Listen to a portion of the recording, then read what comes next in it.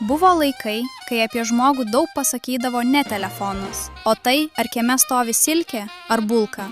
Jei nežinai, silkę vadina Audi 100, o bulka skaitosi Audi 80. Abi jos yra Audi, bet gyvenimas su jom buvo skirtingas. Silkė buvo iš aukštesnės E klasės, didesnė, ilgesnė ir orientuota į komfortą. Kam silkių skanių? Atlantos silkių.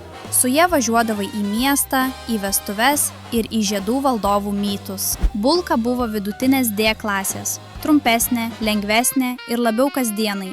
Užvedei ir nesnaudi. Turgus, sodas, kaimas ir ryte vėl į darbą.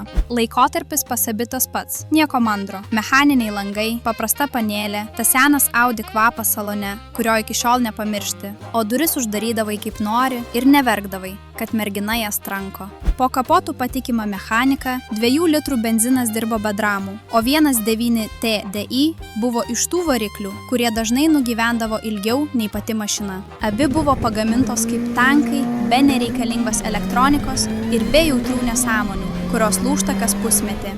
Skirtumas niekada nebuvo tik modelyje. Skirtumas buvo, kam tau jos reikėjo. Jei norėjai daugiau komforto ir vietos, imdavai silkę. Jei reikėjo paprasto darbinio arklio, imdavai bulką. Nes kai reikėdavo parvežti maišą bulvių iš kaimo, abi parveždavo. Tik viena tai darydavo minkščiau, o kita pigiau.